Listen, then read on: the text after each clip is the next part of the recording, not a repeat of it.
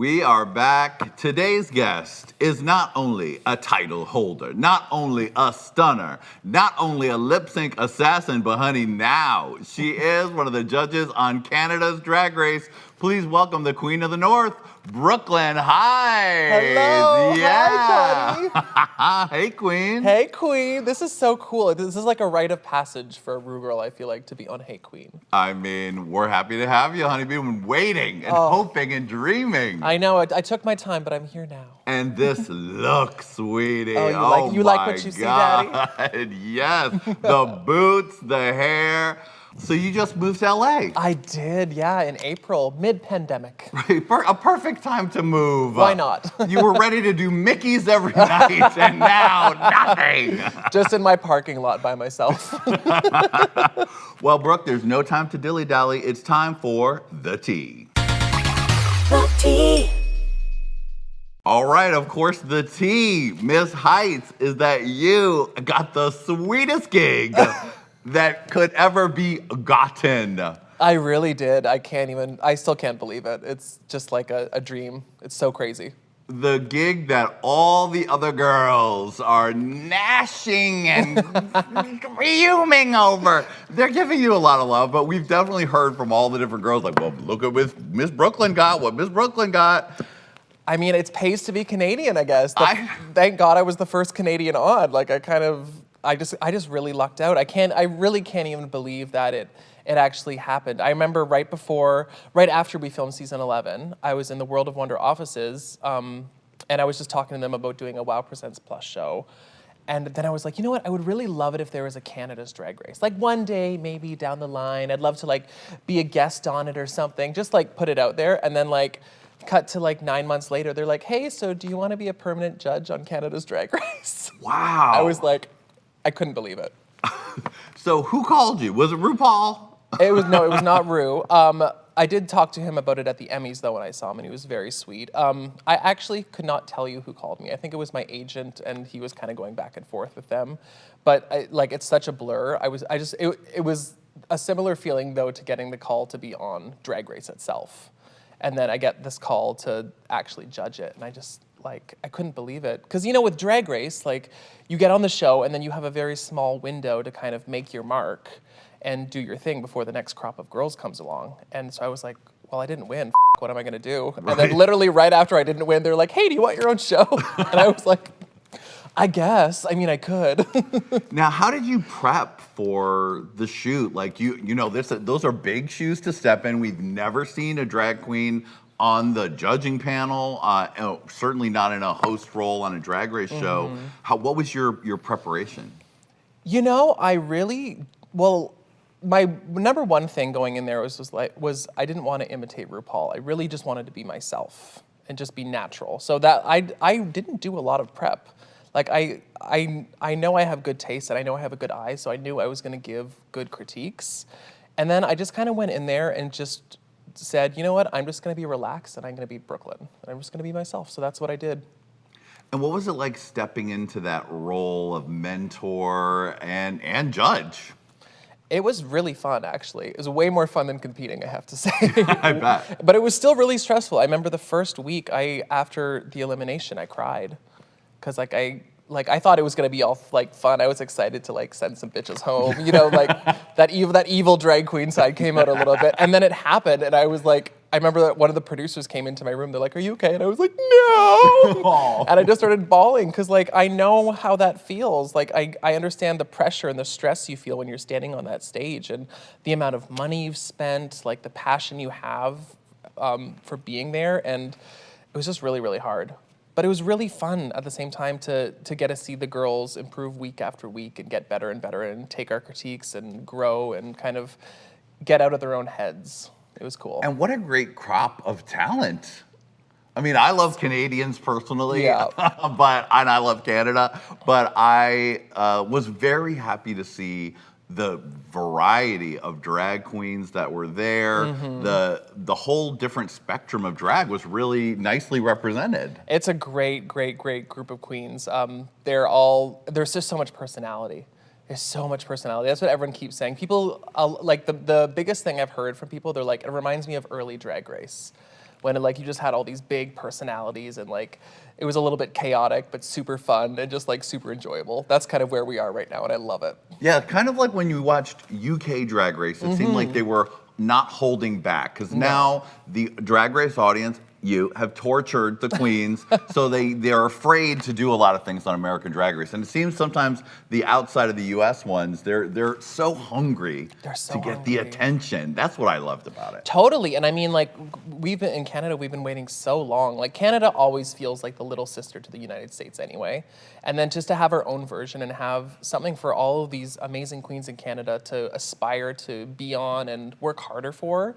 So when they get on, they're, like you said, they're hungry for it. They just want it, and they're just willing to go balls to the walls, pun intended. I love when drag queens are going for it. Oh, I know. That's when it's really exciting. I agree. Oh my goodness. Now, is it tough having to pull the hearts out of your eyes every time you look at Jeffrey Boyer Chapman on the judging panel? Isn't he yummy? Yes. He is so yummy, and he has that like velvet voice. Everything he says is just like, oh, I told him he should be a phone sex operator. Oh, well, he certainly did a little bit of that on that appearance on All Stars with RuPaul. Exactly. I was like, damn, girl, okay. All right. Right in your fantasy, RuPaul. I know. There you go. Get what you want. It was very that. Yeah, he's amazing, and Stacey's so much fun too. She's such a kook. And I told her she actually should be a phone sex operator too, because she has that voice. She talks like this. What are you wearing? She has this like deep, she sounds like a drag queen, and I love it. And between the two of you, with all, that's a lot of legs. Girl, she knows how to walk a runway. It's so funny. Every time you see her walk a runway, just know that in the corner is me and Jeffrey, like literally screaming, "Yes, bitch, you better work!" I would walk the runway first, and then she would walk after, so I could watch her, because I was obsessed with her runway walk. Amazing. Well, congratulations on that. What a great opportunity. I'm very excited to see how it all turns out. So am I. All right, yeah, probably because it ended in many different ways, whatever that is. Yeah, well, yeah, and like I only saw, the cool thing is I'm watching the show and I'm seeing so much new too, because I only saw the runways. Right. And like the challenges I was a part of, but everything else, like the interviews, like the untucks, I have no idea.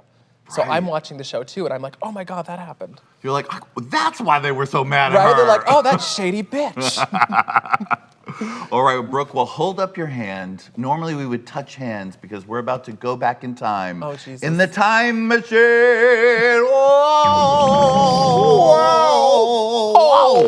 Oh, thank you. Cher's here too. Oh, Cher is always with us. Oh, we're here in Toronto, Canada. Oh, Jesus. Oh, and look, there's little Brooke. She's running to dance class. Now, there you are actually. Look at you, what a cutie. Oh my God, that was me in grade 6 or 7. And what were you like as a kid? Gay as hell. Yeah? Oh, I was one of those kids you look at and you're like, You know those kids, like. Yes. You're just like, that's one. That's I was one of them. Yeah, me too. I was a good old faggot. Yeah, I was just really, I was flamboyant. I loved everything girly. I loved dresses, dolls, you name it. Like, I knew I was a drag queen before I knew what drag was, really. So, yeah, I was that kid. And what was the environment like? What was your family like? Well, I was raised in a very kind of Christian home. My mom came from a missionary family. She was raised in Malaysia. Okay. And then my dad came from a very strict Christian family as well. So it was a very like strict Christian upbringing. So I didn't really fit in, and I always kind of felt out of place and not right. You know, I just didn't like. I was kind of always told, "You're a boy. You're not a girl." So I always kind of grew up with a lot of shame surrounding my femininity. But I mean, as I got older, I started dancing when I was probably about 15, so quite late. And then I went to the National Ballet School of Canada, which subsequently was in the gay village of Toronto. So I literally had to walk through like all these gay bars and drag queens every day to get to school, which was very cool. And that's kind of how I learned what a drag queen was and what a gay person was even. Wow. Yeah, and it just took a long time for me to kind of come out and be comfortable with myself. Well, I came out at 18, but I mean, it took a long time for me to kind of come to terms with the fact that I was gay, and for my family to, they always loved me and they always let me know that they loved me, but it was one of those, we don't agree with your lifestyle choice situations. But I think I was probably in my late 20s by the time my mom really came around, and she became really, really supportive, which was amazing. It's a journey for some parents, and It as long as they is. get there, that's the most important That's the thing. Like I always say, like it's hard, but you also have to look at where your parents come from and look at their upbringing, and it's hard to like change your ideas sometimes. And sometimes people just need a little bit of time and a little bit of patience. Now, because you were from such a strict family, sweetie, you were not watching the regular diet of pop culture like all the other kids. No, I was not. Oh my God, what was I? I was watching Anne of Green Gables. Oh, Miss Anne, she always turns it in the meadow. You cannot tell me. Oh my God, that's still one of my favorite movies. I love Anne of Green Gables. And I was watching The 10 Commandments with Charlton Heston. Oh, wow. Yes. That was your homoerotic viewing? That's how I knew I wanted to be a drag queen, was when I saw Anne Baxter as Nefertiti. Oh my God. I was like, amazing. because she was such a bitch. And she was just draped in chiffon and jewels, and people were always fanning her with feather fans. And it was just so opulent and glamorous. So when you came out, did you come out just to yourself and then told your parents later, or how did that work? Yeah, I think I kind of like came out to myself first, and then I think it was actually around Toronto Pride that I came out to my mom first. I think we were looking at the newspaper, and there were some gay guys kissing on the front cover, and we were talking about it. And then she's like, "Well, do you think you're gay?" And I said, "Yeah." And she started crying, and I was like, "You can't seriously be surprised. Right. I mean, you've been with me for 18 years. Like, come on, like." We know what's going on here. And Yeah. she's like, I know, but she just was like scared for me and like sad and thought I wasn't gonna have a nice life and all those like mom things. And then she told my dad, and then my dad decided to talk to me. My dad's also a guidance counselor. So he's very, what are you gonna do with your future? What are those kind of like very, very that. So he decided until we were in an hour-long car ride that he was gonna bring it up. Wow. So I had a nice long talk with him about that in the car where I couldn't go anywhere. Oh my God. But I was very just matter of fact about it. I was like, look, I'm gay. This should not be a surprise to anybody. If it is, I'm sorry. Just get used to it. This is what's happening. And I was just kind of very matter of fact, and this is who I am, and this is what's happening. So get on or get off. So you got to Toronto, and you were in the dance school, right? The National Ballet School of National Canada, Ballet School. So that really must have been a beacon of homosexuality there. Not really. Really? Is the thing. Yeah, like I'm thinking about it. I was one of the only gay kids in my class. There were not a lot of gay kids at that time in the senior school. Like out gay kids. It wasn't a big thing. There were a lot of like straight bro guys at that time. So I got like bullied in ballet school of all places. Jeez Louise. Can you believe it? So yeah, like I was kind of bullied a little bit like my senior years, but it's really funny that one of the people who bullied me turned out like the year after I graduated, I stayed 2 extra years to do like extra dance training basically. And he came out to me as gay, and now he's one of my best friends. Wow. Yeah. And do you like to lord it over him? Oh, Remember when you weren't gay? Absolutely. I was like, remember when you used to chase me around saying kill the queer? Oh my God, you're a very forgiving person. It was off of Lord of the Flies. Did you ever read Lord of the Flies? Kill the pigs. Yes. It was, yeah. Wow.